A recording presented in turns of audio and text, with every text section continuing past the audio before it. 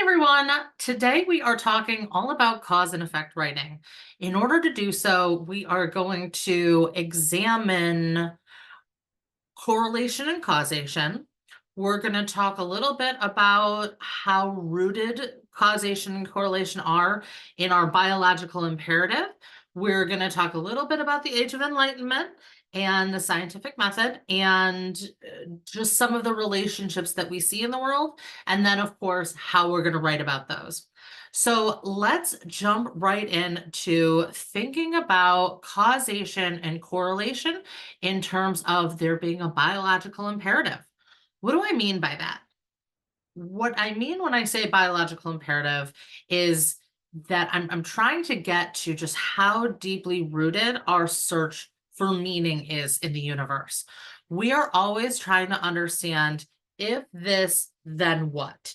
If I do this one thing, what will be the consequence? If I engage in this behavior, what will be the results? How can I get a sweet treat? How can I avoid a punishment? And so a lot of our behaviors and our search for knowledge and understanding of the world really stems from our desire to survive, to be rewarded, and to not hurt and not be harmed. So, one of the really cool things about cause and effect is that it's very much at the heart of everything that we do and everything that we study. So, if you're studying English, we're doing cause and effect writing. If you're studying information technology, you're using if then relationships to code. If the user presses this button, then what's going to happen? If you're studying science, we have the independent variable and the dependent variable. And if you are studying math, and I know I am going to talk a little bit about math today, folks, X and Y, those X and Y relationships, right? You got to solve for Y. That's cause and effect. The X is the cause, the Y is the effect, and we graph it, we measure it, and we spend our lives kind of researching and looking to find these relationships. So when I say causation, correlation, understanding cause and effect is a biological imperative, it is so ingrained in our survival that looking for cause and effect is the root of all of our search for knowledge. Kind of a big deal. So let's examine what I mean when I say correlation is not causation and talk a little bit about history now. So for thousands and thousands of years, mankind lived, existed on the earth, looking for cause and effect relationships, looking for meaning, trying to understand. And a lot of the explanations for things were guided by magic and mysticism. So if your crops dried up, right, maybe you were cursed by God or a witch or something else. But when bad things happened, it usually had maybe like a mystical or religious explanation. And same thing with good things. When good things happened, those might have maybe a magical or mystical explanation. All of this really started to shift during the Age of Enlightenment. So, again, thousands of years, people walking the earth saying, I wonder what will happen if this thing happens. I wonder, should I stay away from that giant tiger, that foreign looking animal that I see? Should I maybe not eat this red berry that I've never eaten before? Should I maybe eat this thing and have energy and strength? For thousands of years, humans kind of lived and existed in this very magical and mystical realm. And then enlightenment happened. And this is one of the fathers of enlightenment, Isaac Newton. And side tangent, someone has gone in and used AI to create a bunch of really weird art with Isaac Newton, this apple tree of varying levels of quality. Some like Isaac Newton is looking like very sultry, and then some like this one, he's got a cell phone and lightning coming out of his hand. I don't know. I think it's funny. I'm here for it. I'm using it. This is AI art, folks. But Isaac Newton amongst so many other thinkers. We've got Hobbes and Locke in terms of philosophy. We have a variety of these kind of Enlightenment thinkers are coming along, mostly starting in the 1600s, saying maybe it's not magic. And there's this guy, Occam, he's got Occam's razor that tells us that the simplest explanation is usually the best one. But they're saying maybe that's not magic. Maybe there's something else going on. So we've heard the story of Isaac Newton sitting under the apple tree, and the apple hits him in the head, and he says, Eureka, I've invented gravity and all the laws of thermodynamics. It didn't quite go down that way. But what did end up happening is Newton was able to kind of take this inspiration from the falling apple and start developing the scientific method and started engaging in experimentation, collection of data, and analysis of data. And it was through that process that the scientific method is born. And it is through that process today that we still use to try to understand causation and correlation in the world around us. So let's take a look at these two key terms, correlation and causation. And if you've not heard it before, and many of you probably have, correlation is not causation. Why is this important? This is important because very often people mislead us into believing logical fallacy. They mislead us into believing that something is true when it is not necessarily true. And I'll bring up some examples of that here in the presentation. But in a nutshell, when you have a correlation, you have two things that are connected to each other, but they're not necessarily related. So I think a good way to think about a correlation is through a Venn diagram, where you have two main variables and those variables cross. So maybe you have variable A and maybe you have variable B, and then there's an overlap. And if you're taking your statistics class, I know, sorry folks, I am talking a little math today. This overlap here, this is R squared, R squared, the coefficient of determination. So when we're talking about correlation, we're talking about two things that are somehow connected, but it doesn't necessarily mean that one thing causes the other. And this is the key. And I want us to take a look at some examples here. Now, when we talk about causation, we are absolutely saying that one thing causes the other. In fact, in algebra, right, we have X causes Y. So X happens and then Y happens. And again, this is, if you haven't had a math teacher explain this to you, they need to do a better job. And they never did to me. I always was frustrated by that in math. Like, okay, but what are X and Y? And they'll be like, well, they're just letters. They're just placeholders. Okay, but they have they're representing the elements of causation. X is the independent variable. It's the cause. Y is the dependent variable. It's the effect. In programming, we have if-then relationships.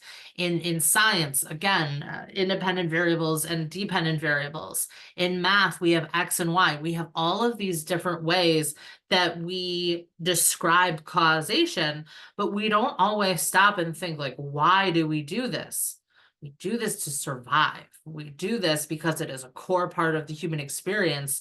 Our quest for knowledge and survival is completely rooted in this.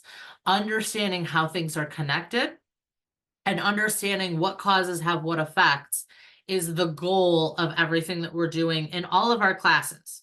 Every one of them, right? Math, you're doing X and Y. In English, we're talking about how to talk about causation and correlation and cause and effect. We're doing the cause and effect writing. In programming, right? All of programming is cause and effect. Every little thing is a cause that triggers something else to happen. If you hit the power button, the computer turns on or off. If you click in the box, then this happens. If you type the search engine, then the algorithm spits this out. Everything is rooted in cause and effect. Psychology, right? If someone is born onto certain conditions under nature and nurture, then this other thing happens. Economics, right? If the Fed lowers or raises the interest rates, then these things might happen in the economy. So we have this really, really fundamental need to understand causation and correlation, but I think sometimes we don't always see how they're all connected together. So in this class, we're focusing on writing, but I think that it's really important for us to consider how all of this works together. So let's look at good science because I want to talk about good science and I want to talk a little bit about junk science. I can't talk too much about junk science, otherwise my video will get taken down again. But I think that certainly at least looking at the scientific method is going to be essential. So let's hop over there. The scientific method. And when we use the scientific method, we can trust the scientific method. We can't always trust the science, but we can trust the method. And here's what I mean by that. Science itself is going to be held to a certain standard. It's going to require some specifics. Number one, something in science needs to be tested, tested again, retested, tested again. In science, we don't believe that we prove things are true. We really only prove that things are false. And if something is, if enough is proven false, maybe we can say that something is likely to be true. But then we also say what is true today may not be true tomorrow. So a good scientist, and this is coming out of Enlightenment thinking, 100 years of refining this theory, is going to understand that we prove things false, but not necessarily true. What is true today may not be true tomorrow. And so we want to be very careful. We always want to be very, very skeptical. And we want to make sure to be very, very rigorous in our scientific findings. And that's going to include a lot of data analysis, especially the field of statistics. I always think it's kind of crazy. We spend so much time learning algebra and not enough time learning statistics when statistics is so core to understanding causation and correlation. We're going to follow this method, and it's circular for a reason. We're going to pose a question about the universe. I wonder if this is true. Then we're going to conduct a bunch of research. We're going to research everything that's out there on this topic that can possibly be known. We're then going to, out of that research, develop a hypothesis and say, I think that this might or may not be false or accurate. Then we're going to conduct an experiment. We're going to collect data. We're going to analyze that data, usually using statistics. We're going to search for R and R squared. We're going to search for a correlation or possibly a causation. It's very difficult, by the way, folks, to prove causation. Then we're going to conclude. We're going to communicate our findings, and it's going to start again. And the scientific method is going to go in this circle around and around and around, producing results. And if the results end up saying the same thing over and over and over and over and over, then we think we have a good working theory of how the universe works.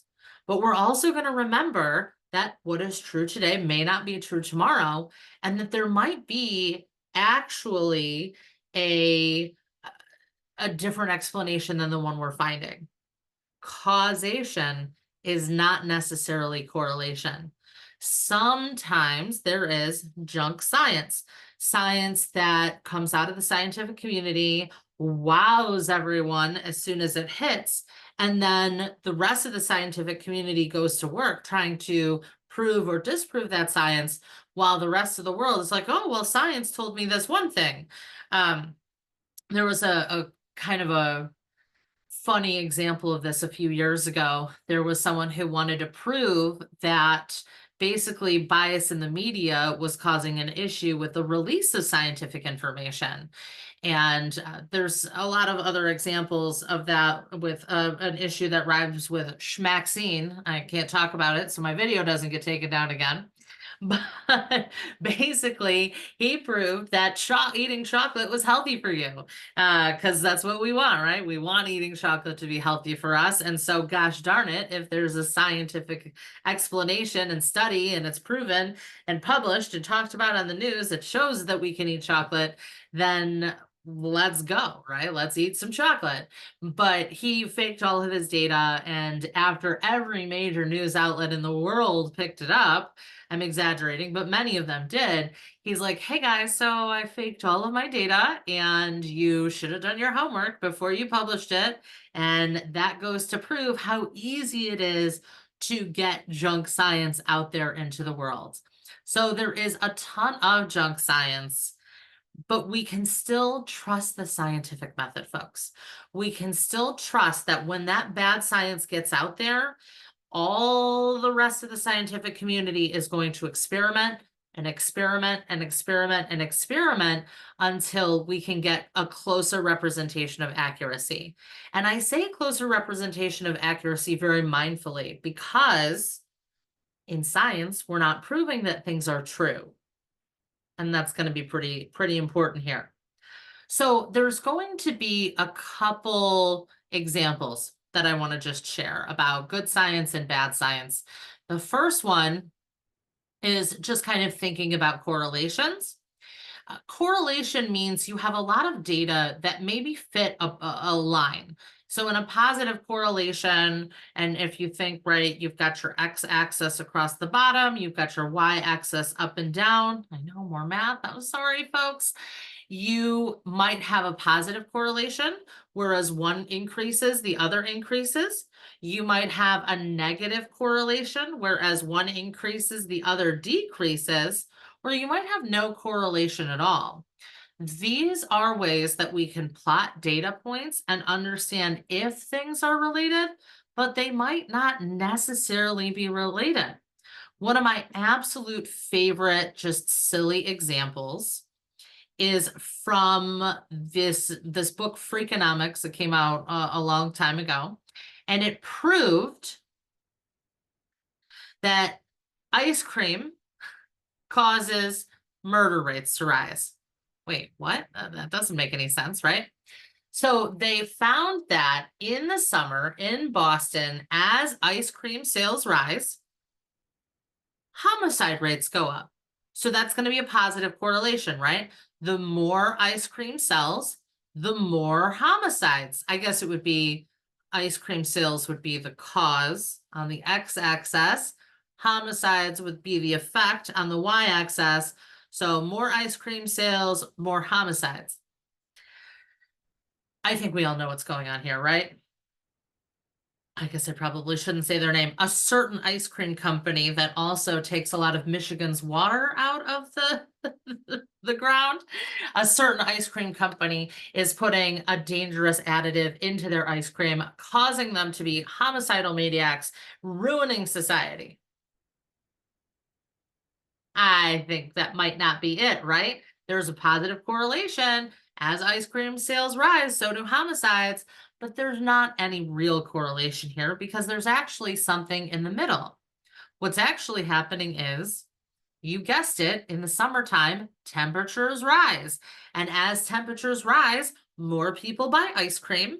They also get very angry and go outside maybe to cheer on their favorite baseball team, and causes people to get very irritable and angry, and there's always an increase in violence.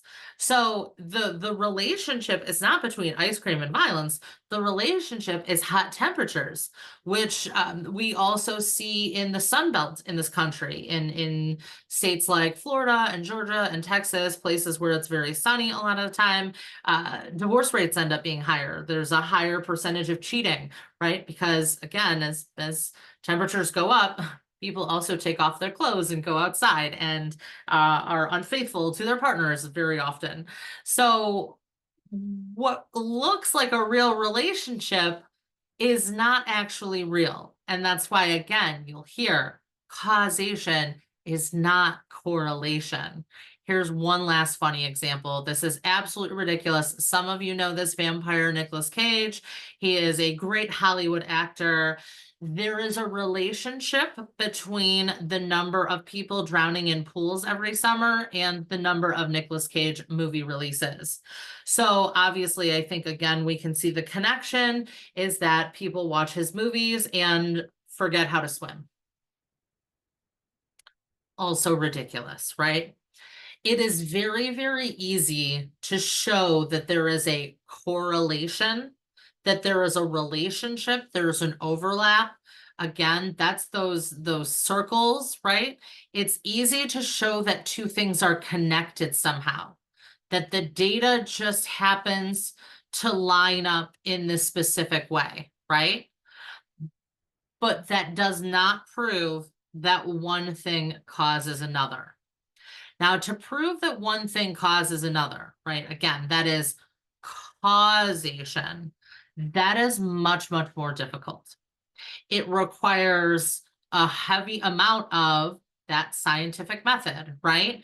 You have to research, hypothesize, experiment, conclude, share your results, and do it over and over and over and over. So we want to understand cause and effect relationships. We want to understand the difference between causation and correlation. And I know I have some silly examples, and I can't talk about schmack misinformation in a YouTube video, but I will share one kind of example that happened to me a few years ago that I thought was a pretty good example of why this difference is important. I was on my way into work and I was listening to the morning radio show, and I listened to like that one morning radio show where they're just, I don't know, a lot of silly jokes, right? They're not they're not very serious in this morning show. And they were saying, they were doing the news roundup and saying that a recent study from the British Medical Journal recently found that talking on cell phones causes cancer. I was like, okay, that's interesting. British Medical Journal, that's a very reputable scientific source. That is going to be one that I have a lot of faith in, but it's the morning zoo radio show. I'm not really paying attention to anything that they say. It's none. I'm not putting a lot of truth in what they have to say. But then I go into work and I'm sitting there and I'm reading my newspaper. And I'm reading the newspaper and I see an article. It says a recent study in the British Medical Journal proves that talking on cell phones causes cancer. Okay, now you have my interest. Now I've heard it twice, once from a disreputable source, but I count on my newspaper, and it was at the time, it was a very reputable newspaper to tell the truth, to give me good information. I said, okay, something's going on here, right? This is a big deal. So talking on cell phones cause cancer. So I went to the British Journal of Medicine. I went to the specific research study that shared these results, and this was a 30-page long article. And not once in this article did it say that talking on cell phones caused cancer. There was a correlation there, but there was no causation. Now, what it said is that where we hold the phone up to our heads, if we hold it up to our brain, I know, why would we talk on the phone like this, but where we hold the phone up to our heads, when we are talking on the phones like that, a tiny hit of glucose gets produced in the brain.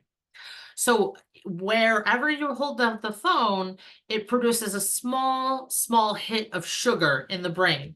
And brain scans found that. One of the possible implications for that is that cancer feeds off sugar. So it could pave the way for a potential link between cell phones and cancer. It could mean absolutely nothing.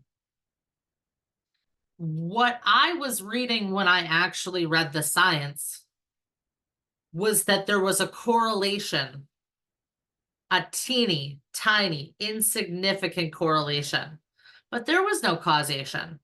But when I open my reputable newspaper, when I listen to my morning radio show, they're telling me the causation is there, right? And a few years later, I would hear other faculty members tell me that 5G caused COVID. Oh boy, there's a lot of misinformation out there. There's a lot of correlation that's masquerading as causation. And there's a lot of our need to really understand the cause and effect relationships in our lives. The better we can understand that correlation is not causation, the better we can understand how good science works. And the better we can understand how bad science creeps through and causes us to believe in logical fallacies, things that are false, things that are not true, the better we can be at thinking and just cutting through the noise of bad information that comes our way. So this is cause and effect, folks. It's a biological imperative. It has changed the world. We can trust in the scientific method, but not always science. Science is always a work in progress. What is true today may not be true tomorrow. And we can understand, I hope, how science can be twisted to make us believe in things that are not true and that we should not necessarily believe in. From here, right, where do we go? If you're in one of my writing classes, I am now asking you to write a cause and effect essay. And I want you to keep a couple things in mind with that. Understanding cause and effect is not the easiest thing to do. It does require a good knowledge of the scientific method.